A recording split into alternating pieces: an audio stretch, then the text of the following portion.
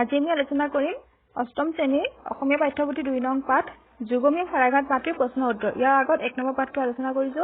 পাঠটি মানে কবিতাটো আলোচনা কৰিছিলো প্ৰশ্ন উত্তৰ হিন্দু তোমালোকে চাই ল'বা। আমি 2 নম্বৰ পাঠৰ প্ৰশ্ন উত্তৰ কৰো। 1 নম্বৰটো তোমালোকে নিজে কৰি ল'বা, স্পষ্টকৈ পঢ়িব দিছে পাঠটো। নেকে 2-3 বাৰ পঢ়ি ল'বা যিমানবাৰ পাৰা, ঠিক আছে। 2 নম্বৰটো চোৱা, 2 নম্বৰ কৈছে উত্তৰ দিয়া। প্ৰথম প্ৰশ্নটো কি কৈছে? অতীতৰ শৰাইঘাটৰ সমস্যাবোৰ কি আছিল? যদি তোমালোকে পাঠটো পঢ়িছা তেনেহলে পাইছে, ওপৰতে আছে ন। সমস্যাবোৰ কি আছিল, অতীত আৰু বৰ্তমানৰ কি আছিল এনেকৈ লিখা হৈ আছে। অতীতবোৰ হ'ব, অতীতৰ শৰাইঘাটৰ সমস্যাবোৰ আছিল সামৰিক। বৰ্তমান শৰাইঘাটৰ সমস্যাবোৰ কি? বৰ্তমান শৰাইঘাটৰ সমস্যাবোৰ হ'ল সামাজিক, অৰ্থনৈতিক আৰু ঐতিহ্যিক। ঠিক আছে, তোমালোকে লিখি ল'বা এইকেইটা।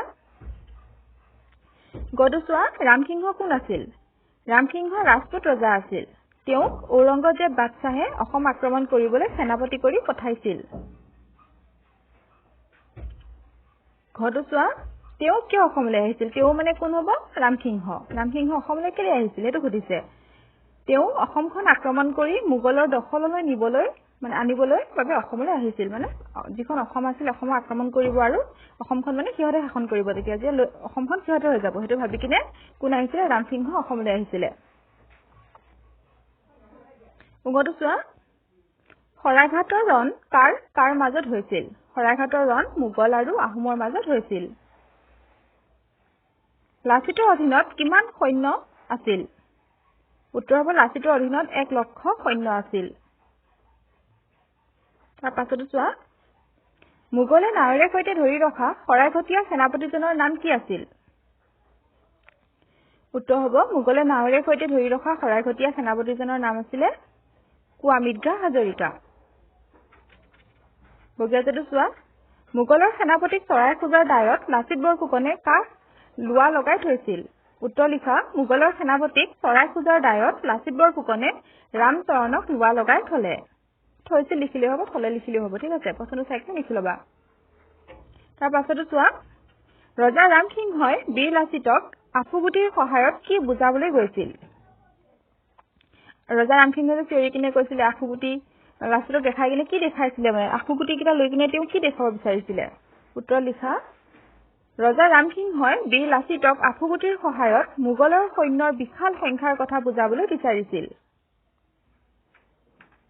তাৰ পাছতো চোৱা, লাচিতে অসমীয়া সৈন্যৰ বল বুজোৱাৰ উদ্দেশ্যে ৰামসিংহলৈ কি পঠাইছিল?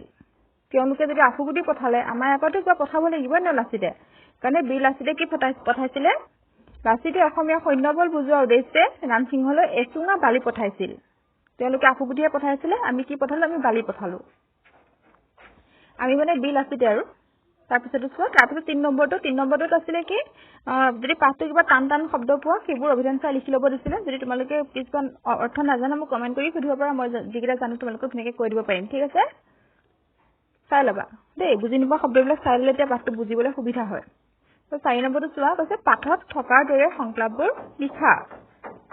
কটো চোৱা, কথাৰ যুদ্ধৰে বলে নোৱাৰি ৰামসিংহই ব্ৰহ্মপুত্ৰ পাৰ হৈ গুৱাহাটী গড় ল'বলৈ চেষ্টা কৰাৰ সময়ত জ্বৰৰ গাৰে লাচিত বৰফুকনে অসমীয়া ৰনুৱাসকলক কি কৈছিল?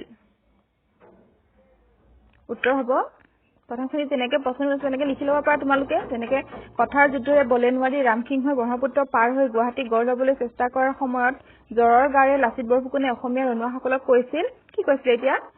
অসমীয়া ৰনুৱাসকল মই যুঁজিহে মৰিম। কোনে কৈছে? লাচিতে কৈছে। অসমীয়া ৰনুৱাসকলে উদ্দেশ্যি কিনে কৈছে, অসমীয়া ৰনুৱাসকল মই যুঁজিহে মৰিম। চিলা পৰ্বতৰ ওপৰত এচপৰা মাটি কিনি থৈছো, তাতে মোৰ শটো থবা, নাইবা মোক বঙালে ধৰি লৈ যাওক, তোমালোকে সুখেৰে ঘৰলৈ উভতি যোৱা। কোনে কৈছিল? লাচিত বৰফুকনে আহোমৰ যিবিলাক সেনা আছিলে সিহঁতক উদ্দেশ্যি কিনে কৈছিলে। তোমালোকে লিখি ল'বা এইকেইটা। প্ৰথমখিনি অকণ ডাঙৰ লাগিছে, কিন্তু প্ৰথমখিনি প্ৰশ্নতে আছিলে নহয়? ৰনুৱাসকলক কৈছিল হ'লে প্ৰশ্নলৈ আছে।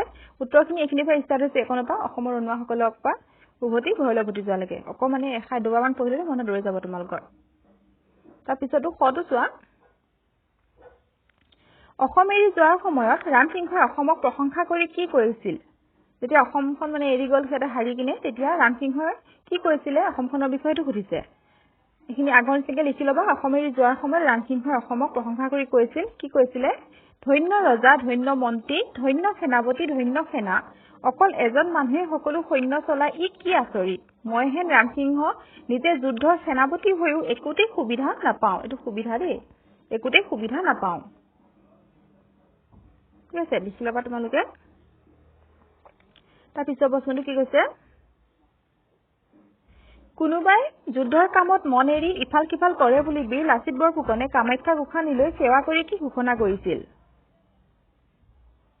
উত্তৰটো চোৱা কোনোবাই যুদ্ধৰ কামত মন এৰি ইফাল কিফাল কৰে বুলি বীৰ লাচিত বৰফুকনে কামাখ্যা গোসানীলৈ সেৱা কৰি ঘোষণা কৰিছিল যুদ্ধৰ কামত পাছ উহুকিলে মই এই হেং ডাঙেৰে তাক দুডুখৰ কৰি কাটিম পাছতহে স্বৰ্গদেউ জনাম মানে লাচিত বৰফুকনে ভয় খুৱাইছিলে সৈন্যখিনিক যদি মানে কাম কৰা লেহু কৰা মানে লাহে লাহে কাম কৰি থকা মন দি কাম নকৰা তেনেহলে তোমালোকক মই প্ৰথমতে কাটি ল'ম তাৰ পাছতহে ৰজাক কম যে মই কাটিলো বুলি ঘৰটো চোৱা বৰাই কোঁৱৰীয়ে কাপোৰৰ আঁৰৰ পৰা স্বৰ্গদেউক কি উপদেশ দিছিল উত্তৰটো হ'ব বৰ আইকুঁৱৰীয়ে কাপোৰৰ আঁৰৰ পৰা স্বৰ্গদেউক কৈছিল বৰফুকনৰ কথা মানি চলিলেহে যুদ্ধত জয়লাভ হ'ব ফুকনৰ কথা নৰজিলে আমাৰ পৰাজয় হোৱাটো নিশ্চিত সেইটো কোনে কৈছিলে বৰ আইকুঁৱৰীয়ে কৈছিলে কাপোৰৰ আঁৰৰ পৰা কৈছে তোমালোকে এইকেইটা লিখি ল'বা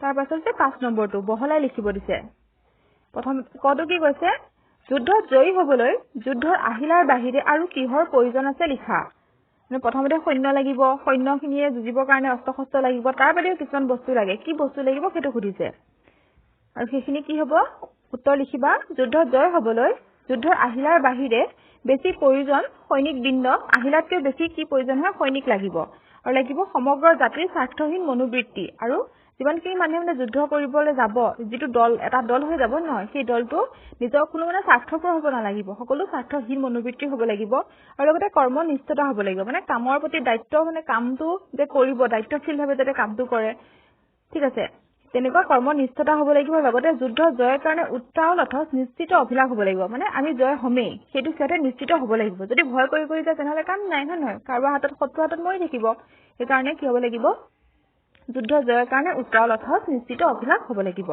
তোমালোকে লিখি ল'বা এইকেইটা ফটো চোৱা সেনাপতি কুৱামিদ্ধা হাজৰিকাই কি কৌশলেৰে মোগল সৈন্যৰ মাজৰ পৰা খাৰি আহিবলৈ সক্ষম হৈছিল বৰ্ণনা কৰা উত্তৰ লিখিবা সেনাপতি কুৱামিদ্ধা হাজৰিকাক মোগলে নাৱেৰে সৈতে ধৰি আনন্দত মতলীয়া হৈ তেওঁ নাচিবলৈ ক'লে যেতিয়া মানে অকলে পালে কুৱামিদ্ধা হাজৰিকাক তেতিয়া মোগলসকলে মানে ভাবিছে আৰু এক ধৰিলো যেতিয়া পলাব নোৱাৰিব এতিয়া কাৰণে সিহঁতে ৰং চাবৰ কাৰণে তেওঁক নাচিব দিলে তাত চাৰিওফালে মোগলৰ নাও মাজতে কুৱামিদ্ধাৰ নাও আৰু চবফালে মোগলৰ নাৱে তেওঁক আৱৰি ধৰি আছে আৰু মাজতে আছে কুৱামিদ্ধাৰ নাও তেওঁক কি কৈছে নাচিব দিছে কাৰণে নানাচিলে নহ'ব নহয় হাজৰিকাই ক'লে মানে কুৱামিদ্ধা হাজৰিকাই ক'লে মই নাচিম ঢোল মৃদং নাই তোমালোকে চাপৰি মাৰা আৰু তেওঁ কি ক'লে মানে তেওঁ নাচিব কিন্তু নাচিবলৈতো বাজনাৰ প্ৰয়োজন হ'ব একো যদি নাই তেওঁ কেনেকে নাচিব সেইকাৰণে তোমালোকে এটা কাম কৰা মানে মোগলখিনিক কৈছে যে তোমালোকে হাত চাপৰিকে মাৰা নাৱৰ বৈঠাৰ পৰা হাত এৰি মোগলৰ সৈন্যই চাপৰি মাৰিবলৈ ধৰিলে আৰু নাচা চাবৰ কাৰণে সিহঁতে কি কৰিলে নাওখন এৰিয়ে চবে হাত চাপৰি বজাইছে এতিয়া কুৱামিদ্ধা হাজৰিকাই নাচিব মানে সিহঁতে চাব আৰু হাঁহি কুৱামিদ্ধাই কৈছে কুৱামিদ্ধা হাজৰিকাই নিজৰ নাও বৈচাক টিপ দিলে নাও বৈচা মানে যিজনে নাওখন চলাই আছিলে তেওঁ টিপ দিলে মানে এনেকে মনত টিপতে কথা কৈছে তেনেকে ক'লে মানে নাৱৰ মোৰ অসমীয়া নাৱৰ কোনে ধোৱাবলৈ আৰু মানে নাচা চেচুৱে যিখন সিহঁতৰ নাও আছিলে মোগলৰ মাজত যে সোমাই আছিলে সেই নাওখন অসমীয়া যোনফালে নাওখিনি আছিলে সেইফালে মূৰটো দি থব দিলে নাচুনৰ তেও ধৰি বঙালৰ সৈন্য মজগুল হ'ল আৰু তেওঁ মানে ইমান ধুনীয়াকে নাচিছে তেওঁলোকে বঙাল মানে মোগলৰ মানুহখিনিয়ে হাত চাপৰি মাৰি যে নাচনত মানে লীন হৈ গৈছে আৰু সিহঁতেও নাচিছে হাত চাপৰি বাজিছে তেনেকে থাকি লীন হৈ গ'ল সিহঁতে এই জেগতে কুৱাৰ নাওখন খাউচকে আঁতৰি গ'ল আৰু কুৱামিদ্ধাই কি কৰিলে প্ৰথমতেতো অসমীয়া ফালে নাওখন ঘূৰাই থৈ দিছিলে কাৰণে সিহঁতে যেতিয়া পুৰা নাচিব ল'লে হাত চাপৰি বজাই নাও এৰি কিনে তেতিয়া তেওঁ নিজৰ মানে পটককে নাওখন অসমীয়া নাওফালে গুচি গ'লগে মোগলে বৈঠা মাৰি নাও ভিৰাই তেওঁক খেদিবলৈ যুঁজা কৰোতে অসমীয়াৰ নাও নিজৰ ঠাই পালেগৈ আৰু মোগলৰ সেনাসকলে সিহঁতৰ হাততো নাও আছে নহয় সিহঁতৰ হাতত বৈঠা আছিলে কিন্তু সিহঁতে বৈঠা এৰি কিনে কি কৰিছিলে হাত চাপৰি বজাই আছিলে আৰু সিহঁতে তেওঁ যোৱাৰ লগতে গল পলাল চিঞৰ বাখৰ কৰি বৈঠা বাট বিচাৰি আকৌ নাওখন ঘূৰাই থাকালে কি হ'ল আমাৰ কুৱামিদ্ধা হাজৰিকা গৈ কিনে অসমৰ মানে অসমীয়া যিখিনি নাও আছিলে সিহঁতৰ ওচৰ পাই গ'লগৈ ঠিক আছে তোমালোকে ধুনীয়াকে লিখি ল'বা কি সহজ আৰু তোমালোকে মূল ভাৱটো এইটোৱে তেওঁ নাচিবলৈ দিলে তাৰপিছত তেওঁ একো ঢোল পেঁপা নোহোৱাৰ কাৰণে তেওঁ ক'লে তোমালোকে চাপৰি বজোৱা তেতিয়াহে মই নাচিব পাৰিম তেতিয়া তেওঁলোকে চাপৰি বজালে আৰু তেওঁ নাচি নাচি কি কৰিলে টিপ দিলে যে নাওবৈচাজনক নাওখন অসমীয়া ফালে ঘূৰাই থৈ দিয়া তেওঁ যে নাচি আছে ঘপককে মোগলৰ সৈন্যৰ মাজেদি তেওঁ পাৰ হৈ গুচি গ'ল সৈন্যখিনিয়ে গম পোৱাৰ পিছতো মানে ধৰিব যাব নোৱাৰিলে কাৰণ তেওঁলোকে নাও ঘূৰাব লাগিব বৈঠাকো মাৰিব লাগিব ঠিক আছে তেনেকৈ তেওঁ কি হৈ গ'ল বাচি গ'ল গটো চোৱা শুনা মই যদি তোমালোকৰ লিখি নহওঁতে লৰাই কৰি দিওঁ তেনেহ'লে ভিডিঅ'টো ৰখাই কিনে লিখি ল'বা দেই তোমালোকে শৰাইঘাটৰ ৰণত অসমৰ বিজয়ৰ মূলতে থকা কথাবোৰ লিখা শৰাইঘাটৰ ৰণ অসম মানে কেনেকে কি কাৰণে জিকিলে সেইটো সুধিছে শৰাইঘাটৰ ৰণত অসমৰ বিজয়ৰ মূলতে আছিলে সুচিন্তিত আঁচনি বিশ্লেষণ সংগঠন শৃংখলামূলক আয়োজন সুদীৰ্ঘ নিয়মানুৱৰ্তিতা বিপদত ধৈৰ্য সংকটৰ নিৰ্ভীকতা আমূলে দুৰ্নীতিৰ দমন দেশৰ মংগলৰ কাৰ্যত সম্পূৰ্ণ আত্মবিলোপ আৰু স্বাৰ্থ ত্যাগ সেইকাৰণে কি হ'ল আমাৰ অসমখন জিকিবলৈ পালে ঠিক আছে এইকেইটা তোমালোকে লিখি ল'বা আৰু মনত ৰাখি থবা পৰীক্ষাত গোটেইকেইটা লিখিব নোৱাৰিলেও দুটা তিনিটা লিখিলেও নম্বৰ দি দিব কিমান নম্বৰ আহে সেইটো চাই কিনে লিখিবা ঠিক আছে বানানবোৰ শুদ্ধকৈ লিখিবা তো 5 নম্বৰকেইটা শেষ হ'ল 6 নম্বৰটো কি কৈছে প্ৰসংগ সংগতি দৰ্শাই বুজাই লিখা কটো কি কৈছে অগ্নি সৰ্প আৰু প্ৰলোভন এই তিনি একে ধৰণৰে বিষাক্ত মানে অগ্নিও বিষাক্ত সৰ্প আৰু প্ৰলোভন অগ্নি হৈছে জুই সবে জানা জুই কিমান বিষাক্ত হাতখন অলপ তাপ পোৱাৰ লগতে মানে কি হৈ আহে তোমালোকে সকলোৱে জানা সৰ্প এবাৰ খুটি দিয়াৰ লগতে মানুহজন বচোৱাৰ চান্স কমি যায়গৈ ঠিক তেনেকৈ প্ৰলোভন মানে হৈছে লোভ মানে লোভো একে জুই আৰু সাপৰ নিচিনা একে বিষাক্ত বুলি কৈছে সেইটো তোমালোকক বুজাই লিখিব দিছে অগ্নি সৰ্প আৰু প্ৰলোভন এই তিনি একেই ধৰণেৰে বিষাক্ত উক্ত বাক্যশাৰী আমাৰ পাঠ্যপুথি এইটো পাঠ্যপুথি হ'ব দেই এইখিনি পুথিটো লিখি ল'বাচোন আমাৰ পাঠ্যপুথিৰ অন্তৰ্গত সূৰ্য কুমাৰ ভূঞাৰ দ্বাৰা ৰচিত যুগমীয়া শৰাইঘাট নামৰ পাঠটিৰ পৰা তুলি দিয়া হৈছে পাঠ্য জিয়কাটো দিলে পাঠ্য শুদ্ধকৈ লিখিবা দেই তোমালোকে 8 পালেগৈ বানান ভুল হ'লেও টাইপিঙত কেতিয়াবা ৰখি যায় বা ভুল হৈ যায় তোমালোকে ভুলকৈ নিলিখিবা আকৌ সেইটো শুদ্ধকৈ লিখি ল'বা এইটো পাঠ্যপুথি কৰি ল'বা দেই তাৰপাছত প্ৰসংগটো হৈ গ'ল এতিয়া সংগতি আহিব অগ্নি সৰ্প আৰু প্ৰলোভন এই তিনিটাৰ দ্বাৰাই যে সৰ্বনাশ সংঘটিত হ'ব পাৰে তাকে বুজাবলৈ বিচৰা হৈছে কি বুজাইছে অগ্নি সৰ্প আৰু প্ৰলোভন এই তিনিটাৰ দ্বাৰাই যে সৰ্বনাশ ঘটিব পাৰে সেই কথাটোকে বুজাব বিচাৰিছে পাঠটোত হয় নহয় ব্যাখ্যাটো চোৱা এতিয়া মানে কোনে কাক কি প্ৰসংগতনো ক'বলগীয়া হৈছিলে সেইটো লিখিব লাগিব আমি কাৰণ ব্যাখ্যা বুজাই লিখিব দিছে মোগলৰ সেনাপতি ৰাম সিংহই আহোমৰ কটকী ৰামচৰণ আৰু নিমক লোক লগাবলৈ ৰাজপুতনাৰ ফালৰ কাঠৰ চৰাইৰ নাচ দেখুৱাইছিল ৰামচৰণে কাঠৰ চৰাইৰ নাচ দেখি আচহুৱা চৰাইটোলৈ ঘনে ঘনে চাইছিল ৰামচৰণ কটকীয়ে অসমীয়াক দেখুৱাবলৈ চৰাই এটি খুজিলে ৰামসিংহই 2টা চৰাই দিলে লাচিত বৰফুকনে শুনি মোগলৰ সেনাপতিক চৰাই খোজাৰ দায়ত ৰামচৰণক লোৱা লগাই থলে কাৰণ লাচিত বৰফুকনে জানিছিল যে অগ্নি সৰ্প আৰু প্ৰলোভন এই তিনি একেই ধৰণেৰে বিষাক্ত প্ৰলোভন সৰ্প এবাৰ যুদ্ধৰ শিবিৰত সোমালে সৰ্বনাশ সংঘটিত হ'ব মোগলৰ সেনাপতিয়ে আহোমৰ শিবিৰত এই প্ৰলোভনৰ সৰ্প মেলিব বিচাৰিছিল যদিও লাচিত বৰফুকনৰ বিচক্ষণতাত বিফল হৈছিল ঠিক আছে মানে মোগলৰ সেনাপতিজনে চৰাই লোক দেখাব বিচাৰিছিলে কিন্তু লাচিতে সেইটো হ'বলৈ নিদিলে সেইকাৰণে আমাৰ অসমখন জয় হ'ব পাৰিলে তোমালোকে এনেকৈ লিখি ল'বা এইটো অকণ ডাঙৰ হয় দুবাৰমান পঢ়ি ল'লে ধুনীয়াকৈ মনত ৰখি যাব তোমালোকৰ তোমালোকে যেনেকৈ সুবিধা পোৱা তেনেকৈ লিখি ল'বা দেই ঠিক আছে তাৰপিছত প্ৰশ্নটো চাওঁ বাৰীৰ ভিতৰৰ পুখুৰী সিঁচোতে 8টা-10টা মানুহক শিঙিয়ে বিন্ধে বাৰীৰ ভিতৰৰ পুখুৰী সিঁচোতেও 8টা-10টা মানুহক শিঙিয়ে বিন্ধে উক্ত বাক্যশাৰী সূৰ্য কুমাৰ ভূঞাৰ দ্বাৰা ৰচিত যুগমীয়া শৰাইঘাট নামৰ পাঠটিৰ পৰা তুলি দিয়া হৈছে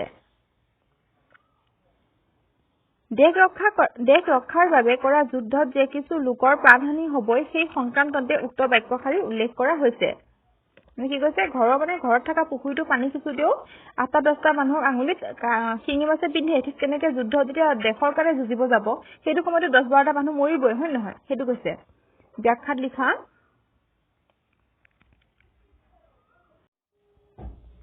আলাবৈ ৰণত একেদিনে 10,000 অসমীয়া সৈন্য নিহত হোৱাত লাচিত বৰফুকনে বৰ বেজাৰ পালে স্বৰ্গদেৱে বিবেচনা নকৰাকৈ ৰণ কৰিবলৈ আদেশ দিয়াৰ কাৰণে অসংখ্য সেনা নিহত হ'বলগীয়া হৈছিল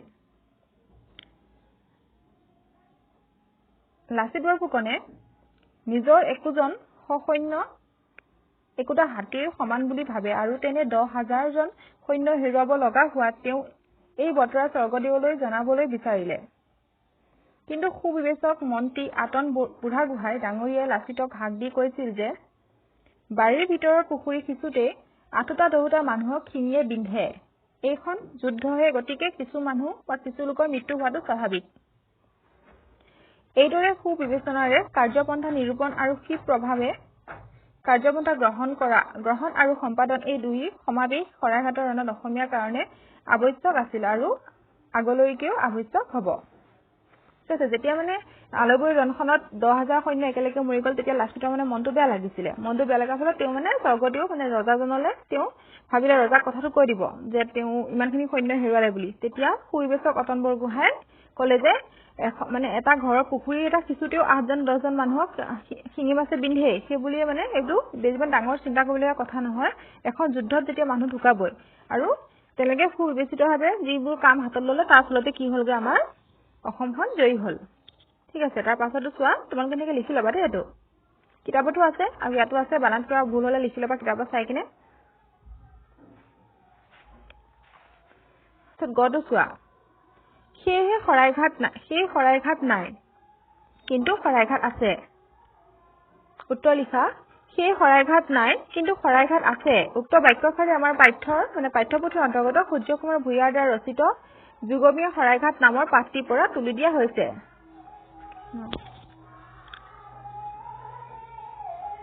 এতিয়া লাচিতৰ দিনত শৰাইঘাট নাই, কিন্তু আন এখন শৰাইঘাট হলে আছে। এইখন শৰাইঘাটত সংবদ্ধ হৈ সদৌ অসমীয়া দেশ ৰক্ষাৰ মন্তত একমুখী হোৱাৰ আৱশ্যকতা আছে। অতীতৰ শৰাইঘাটৰ সমস্যাবোৰ আছিল সামৰিক, এতিয়া সমস্যাবোৰ হ'ল সামাজিক, অৰ্থনৈতিক, ৰাজনৈতিক আৰু ঐতিহাসিক। অসমৰ সমস্যা অন্ত নাই আৰু অন্ত নপৰে। এক শ্ৰেণীৰ সমস্যা সমাধান হলে আন শ্ৰেণীৰ সমস্যা মূৰ দাঙি উঠিব। এই হৈছে অসমৰ জাতীয় জীৱনৰ চিৰন্তন পটভূমি। এই সমস্যাবোৰৰ ভালদৰে সমাধান নহলে অসমৰ অস্তিত্বক লৈ টনাটানি হ'ব। সুবিবেচনাৰে কাৰ্যপন্থা নিৰূপণ আৰু কি প্ৰভাৱে কাৰ্যপন্থা গ্ৰহণ আৰু সম্পাদন এই দুই সমাৱেশ শৰাইঘাটৰ ৰণত অসমীয়াৰ কাৰণে আৱশ্যক আছিল আৰু আগলৈকে আৱশ্যক হ'ব। সেয়েহে শৰাইঘাট নাই কিন্তু শৰাইঘাট আছে। তোমালোকে লিখি ল'বা এইটো। না পাঠটো যদি বুজি পোৱা নাই তেনেহ'লে মোক ক'বা, মই বুজাই দিম পাঠটো বুজি পালে প্ৰশ্নটো কৰিব বেছি সুবিধা হয়। লিখি ল'বা দেই, তোমালোকে ধুনীয়াকৈ কেনেকৈ পাৰা লিখি ল'বা। আৰু শুনা, PDF-সমূহ মই টেলিগ্ৰামত দি দিম। যদি তোমালোকৰ টেলিগ্ৰাম আছে তেনেহ'লে PDF-সমূহ লৈ ল'ব পাৰিবা, তেতিয়া ভালদৰে পটককৈ লিখি ল'ব পাৰিবা চাই। আৰু যদি কাৰোবাৰ নাই তেনেহ'লে একো কথা নাই, এইটো লিখি ল'বা। তাৰপাছতো চাওঁ, তাৰপিছত কি আছে, তাৰপিছত ঘৰতো কৈছে আফুগুটি পঠিয়াইছা পাতাত পিহিলে পানী হ'ব। আফুগুটি পঠিয়াইছা পাতাত পিহিলে পানী হ'ব। উক্ত বাক্যশাৰী সূৰ্য কুমাৰ ভূঞাৰ দ্বাৰা ৰচিত যুগমীয়া শৰাইঘাট নামৰ পাঠটিৰ পৰা তুলি দিয়া হৈছে। মোগলৰ সেনাপতি ৰামসিংহই নিজৰ বৃহৎ সৈন্যৰ সংখ্যা বুজাবলৈ আহোমৰ সেনাপতি লাচিত বৰফুকনলৈ এটোপোলা আফুগুটি পঠিয়াইছিল। তেতিয়া লাচিত বৰফুকনেও ৰামসিংহলৈ এচুঙা বালি পঠিয়াই কৈ পঠাইছিল যে তোমালোকে আফুগুটি পঠিয়াইছা যি পাতাত পিহিলে পানী হৈ যাব, কিন্তু আমাৰ সৈন্যৰ সংখ্যাও সৰহ আৰু যাৰ মনোবলো বালিৰ নিচিনা টান, অৰ্থাৎ সহজে গুৰি কৰিব নোৱাৰি। এনেদৰে বীৰ লাচিতে ৰামসিংহক প্ৰত্যুত্তৰ দিছিল। মানে তেওঁলোকে যে আফুগুটি পঠাইছিলে তাৰ উত্তৰ কি দিলে, বালি এচুঙা দি পঠাইছিল। লিখি ল'বা তোমালোকে, চৌঙতো চোৱা। এই সমস্যাবোৰৰ ভাল ৰূপে সমাধান নহলে অসমৰ অস্তিত্বক লৈ টনাটানি হ'ব। উক্ত বাক্যফাঁকি যুগমীয়া শৰাইঘাট নামৰ পাঠটিৰ পৰা তুলি দিয়া হৈছে আৰু পাঠটিৰ লেখক সূৰ্য কুমাৰ ভূঞা। তোমালোকে এনেকৈ লিখিব পাৰা, আগতে মই যেনেকৈ লিখিছো তেনেকৈ লিখিব পাৰা, তোমালোকে যেনেকৈ মন তেনেকৈ লিখিব পাৰা। ঠিক আছে, জানাই সকলোৱে কেনেকৈ প্ৰসংগটো লিখে, তেনেকৈ লিখিবা। সংগতিটো চোৱা, বছৰি বানপানীৰ দুৰ্যোগ, খৰাং বতৰৰ দুৰ্যোগ, মাৰি মৰক ভূমিকম্প, ওচৰ চুবুৰীয়া জাতিবৃন্দৰ লগত লেনদেন, বিশ্বজগতৰ লগত যোগাযোগ আৰু চলাচল ব্যৱস্থা, মানুহৰ কুপ্ৰবৃত্তি দমনৰ আৱশ্যকতা, শিক্ষা বিষয়ক বিভিন্ন প্ৰশ্ন আৰু শাসনৰ কাৰ্য সুচাৰু সম্পাদন এনেধৰণৰ সমস্যা। ব্যাখ্যাটো চোৱা, চিৰকাল অসমৰ গাত লম্ভি আছে আৰু লম্ভি থাকিব। আৰু এক শ্ৰেণীৰ সমস্যাৰ সমাধান হলে আন শ্ৰেণীৰ সমস্যাই মূৰ দাঙি উঠিব। এই হৈছে অসমৰ জাতীয় জীৱনৰ চিৰন্তন পটভূমি। এই সমস্যাবোৰ ভালদৰে সমাধান নহলে অসমৰ অস্তিত্বক লৈ টনাটানি হ'ব। লাচিত বৰফুকন মহাবীৰ আৰু তেওঁৰ লগৰ মহাৰথীসকলে যি মনোবৃত্তি আৰু একাগ্ৰ দেশপ্ৰেমেৰে সেই কালৰ সমস্যা সমাধান কৰিছিল, সেই মনোবৃত্তি আৰু একাগ্ৰ দেশপ্ৰেম আমাৰ প্ৰতি মুহূৰ্ততে আৱশ্যক। যিহেতু সময়ত যেনেকে মানে তেওঁলোকৰ 10,000 সৈন্য মৰি যোৱাৰ পিছতো এখন যুদ্ধত ইমানখিনি মানুহ মৰিবই ভাবি কিনে তেওঁলোক যিখিনি বাচি আছিলে সিহঁতে পুৰা মন দি কিনে যুদ্ধ লাগি জয়ী হৈছিলে, ঠিক তেনেকে মানে আমিও প্ৰত্যেক মুহূৰ্ততে আমাৰ দেশক লৈ যি প্ৰেম মানে আৰু যিটো একাগ্ৰতা আমাকো লাগিব, তেতিয়াহে আমি কি হ'ব পাৰিম, আগবাঢ়ি যাব পাৰিম। ঠিক আছে, এইটো পাঠৰ প্ৰশ্নোত্তৰ শেষ হৈ গ'ল। তোমালোকে ধুনীয়াকে প্ৰশ্নোত্তৰকেইটা লিখি ল'বা, লিখি 2-3 পঢ়িবা, লগতে পাঠটো পঢ়িবা, ধুনীয়াকে তোমালোকৰ মনত ৰৈ যাব। তাৰপিছত ব্যাকৰণখিনি আছে, ব্যাকৰণখিনি পিছৰ পাঠত বহাই দিম, এইটো নহলে ভিডিঅ'টো বহুত বেছি দীঘল হৈ যাব। তোমালোকে মন দি কৰিবা প্ৰশ্নোত্তৰখিনি আৰু পাঠটো পঢ়ি ল'বা। ইয়াৰ পাছত ব্যাকৰণখিনি আলোচনা কৰিম, নহলে তৃতীয় পাঠটো আলোচনা কৰিম। আৰু তোমালোকৰ বেলেগ বিষয় কি পঢ়াই আছে স্কুলত বা কি প্ৰশ্নোত্তৰৰ প্ৰয়োজন হৈ আছে জনাবা, সেইখিনি কৰাই দিব পাৰিম। তেতিয়া তোমালোকে যেনেকৈ সুবিধা পাই লিখি ল'বা, আৰু যদি টেলিগ্ৰাম আছে জইন হৈ ল'বা, তেতিয়া PDF-সমূহ দি দিলে তোমালোকে তাৰ পৰা চাই লিখি ল'ব পাৰিবা। ঠিক আছে, তোমালোকে মন দি পঢ়িবা, লগতে বাকী বিষয়ৰ মই প্ৰশ্নোত্তৰ দি থৈ দিছোঁ, সেইখিনি যদি কিবা বুজি পোৱা নাই বুজি ল'বা, ধুনীয়াকৈ লিখিবলগীয়াকেইটা লিখি মনত ৰাখি ল'বা। ঠিক আছে, মন দি পঢ়িবা তোমালোকে।